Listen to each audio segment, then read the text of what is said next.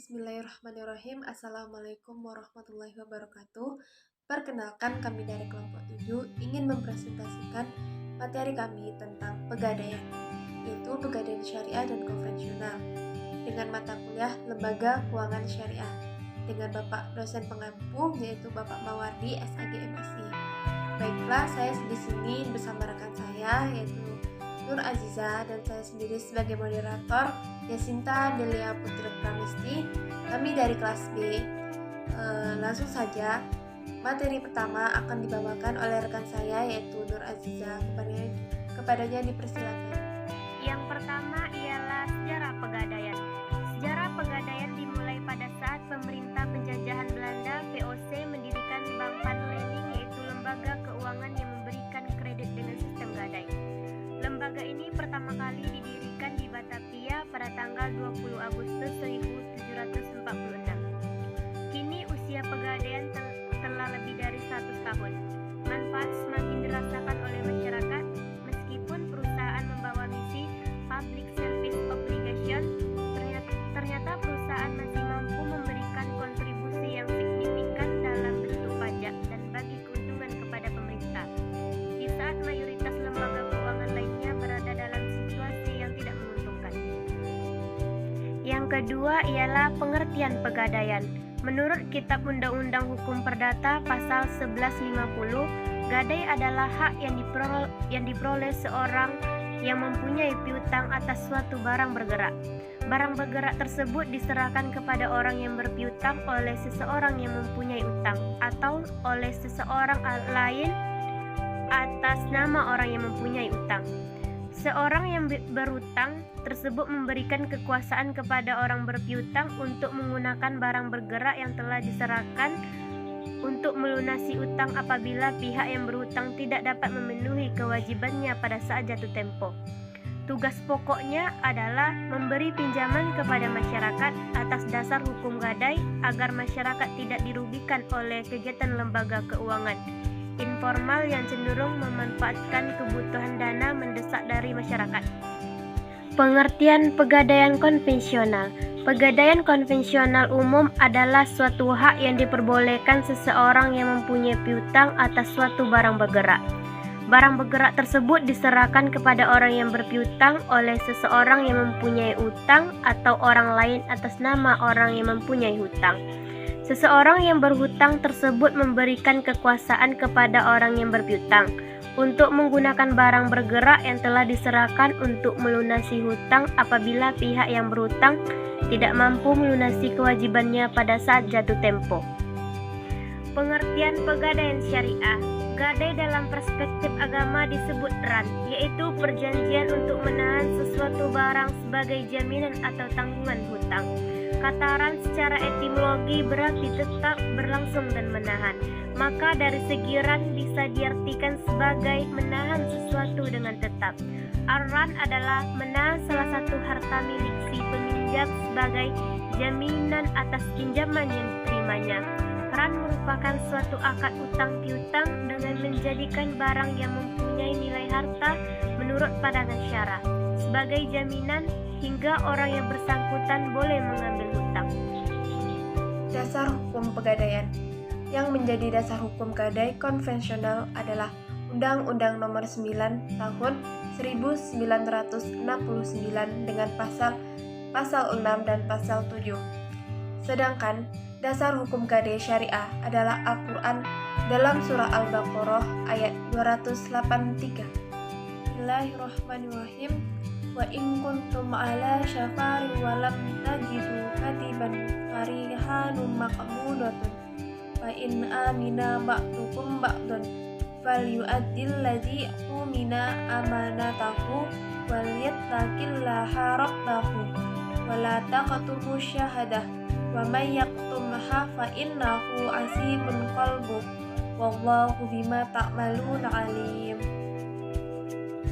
Yang artinya, dan jika kamu dalam perjalanan sedangkan kamu tidak mendapatkan seorang penulis, maka hendaklah ada barang jaminan yang dipegang. Tetapi jika sebagian kamu mempercayai sebagian yang lain, hendaklah yang dipercaya itu menunaikan amanatnya, yaitu hutangnya. dan hendaklah dia bertakwa kepada Allah Tuhannya. Dan janganlah kamu menyembunyikan kesaksian, karena barang siapa yang menyembunyikan, sungguh hatinya kotor berdosa. Allah Maha mengetahui apa yang kamu kerjakan. Surah Al-Baqarah ayat 283 menjelaskan tentang diizinkannya bermuamalah tidak secara tunai dan tentunya harus sesuai dengan yang digariskan dalam Al-Quran dan As-Sunnah. Perbedaan teknis pelaksanaan yang pertama yaitu mekanisme pegadaian konvensional. Dalam gadai, objek yang digunakan biasanya terdiri dari emas dan perhiasan lainnya. Meskipun perhiasan berlian kurang diminati oleh pegadaian karena beberapa faktor dan prakteknya seperti penipuan. Jadi yang lebih diminati adalah emas karena lebih mudah ditandai keasliannya. Selain perhiasan, diterima pula kendaraan seperti mobil, motor, dan lain-lain. Meskipun tetap yang disukai adalah emas. Cara kerja pegadaian konvensional ini dengan cara orang yang perlu uang datang ke tempat pegadaian. Mereka akan menyerahkan barang yang akan digadai. Barang yang akan digadai ditaksir oleh petugas dan nilai taksirnya akan diberikan dalam bentuk uang. Sehingga orang yang memerlukan uang itu akan menerima sejumlah uang sesuai dengan taksir barang yang digadai. Sedangkan yang kedua, mekanisme pegadaian syariah. Sedangkan pada pegadaian syariah, proses pinjam meminjamnya masih sama dengan pegadaian konvensional. Secara umum tidak ada perbedaan dari sisi peminjam. Hanya saja bunga yang dikenakan pada pegadaian konvensional, sedangkan pegadaian syariah mempunyai mekanisme yang sedikit berbeda, yaitu apabila ada orang yang membutuhkan uang dan datang ke pegadaian syariah, maka secara teknis akan dilakukan penaksiran terhadap barang yang digadai. Kemudian, setelah dilakukan penaksiran terhadap barang yang digadai, orang tersebut akan mendapatkan sejumlah dana sesuai dengan nilai taksiran tersebut. Sampai saat ini sama dengan pegadaian konvensional di mana terjadi proses pinjam-meminjam uang. Bedanya di pegadaian konvensional, mereka tidak mengenakan bunga atau jasa uang. Lalu dari mana pegadaian syariah mendapatkan keuntungan? Jika mereka mengenakan bunga atau yang disebut dengan jasa uang, barang yang digadai tersebut harus dititipkan. Tempat penitipan inilah yang dibayar jasanya. Jadi, ada jasa penitipan barang. Jasa penitipan ini tidak semerta-merta dikalikan dari presentasi tertentu, tapi dikaitkan dengan suatu rate atau tertentu. Perbedaan pegadaian syariah dan konvensional. Perbedaan pegadaian syariah. Yang pertama didasarkan pada peraturan pemerintah nomor 13 tahun 2000 dan hukum agama Islam. Yang kedua, biaya administrasi menurut ketetapan berdasarkan golongan barang. Yang ketiga, bila lama pengambilan pinjaman lebih dari akad, barang nasabah dijual kepada masyarakat. Yang keempat, jasa simpan dihitung dengan konstanta dikali taksiran. Yang kelima, 1 hari dihitung menjadi 5 hari. Yang keenam, istilah yang digunakan yaitu istilah ran, murtahin, rahin, marhun, dan marhun bih. Yang ketujuh, bila dalam 1 tahun uang kelebihan tidak ke-8 tidak mengenakan bunga pada nasabah yang mendapatkan pinjaman. Yang terakhir yang ke-9 yaitu uang kelebihan UK sama dengan hasil penjualan dikurang uang pinjaman ditambah jasa penitipan ditambah biaya penjualan. Sedangkan dari perbedaan pegadaian konvensional yaitu yang pertama didasarkan peraturan pemerintah nomor 103 tahun 2000. Yang kedua, biaya administrasi berdasarkan presentasi golongan barang.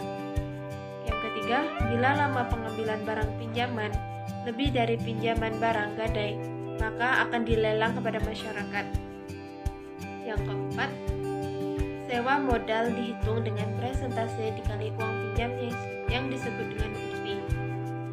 Yang kelima, 1 hari dihitung menjadi 15 hari.